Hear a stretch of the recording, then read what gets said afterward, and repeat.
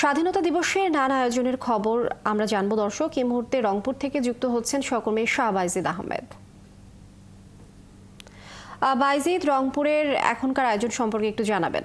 করছেন জাতির শ্রেষ্ঠ সন্তানদেরকে স্মরণ করছেন এবং একে একে অনেকে আসছেন এবং এই শহীদ মিনারে ফুল দিয়ে শ্রদ্ধা নিবেদন করছেন। আজকে জাতীয় দিবস এবং এই জাতীয় দিবস এবং স্বাধীনতা দিবস, সেই স্বাধীনতা দিবসে মানুষ এসে শহীদ বেদিতে ফুল দিয়ে জাতির শ্রেষ্ঠ সন্তানদেরকে স্মরণ করছেন এবং আজকে সকাল থেকেই কিন্তু বিভিন্ন সংগঠন কিন্তু ফুল দিয়ে শ্রদ্ধা নিবেদন করছেন। এখনই উদিসি রংপুর ফুল দিয়ে শ্রদ্ধা নিবেদন করলেন এবং একটু আগে রংপুরের পিটিসি পুলিশ ট্রেনিং সেন্টার ফুল দিয়ে শ্রদ্ধা নিবেদন করলেন এবং বিভিন্ন সামাজিক, সাংস্কৃতিক, রাজনৈতিক সংগঠনের পক্ষ থেকে ফুল দিয়ে শ্রদ্ধা নিবেদন করছেন। আমরা এখানে যদি যারা ফুল দিতে এসেছেন দু একজনের সাথে কথা বলতে চাইবো।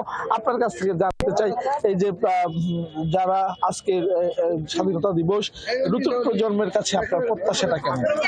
নতুন প্রজন্মের কাছে প্রত্যাশা এইবার অন্তত আমরা এইটুকু করতে চাই যে আমরা দেখেছি যে বিগত 5ই আগস্ট যে ফ্যাসিস্ট বিরোধী আন্দোলন হয়েছে এবং ফ্যাসিস্ট পতন ঘটেছে, আমাদের প্রত্যাশা এবার 26শে মার্চের এই স্বাধীনতা দিবসের আমরা এই বাংলাদেশে আর কোনো ফ্যাসিস্ট শক্তির উত্থান দেখতে আমরা চাই না, ফ্যাসিস্ট শাসন কায়েম হতে আমরা চাই না।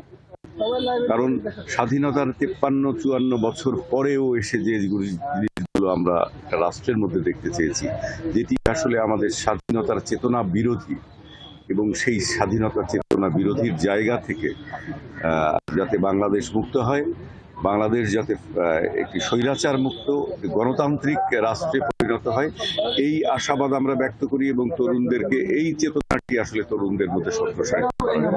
শুনছিলেন শাহ বাইজিদ আহমেদ, অসংখ্য ধন্যবাদ।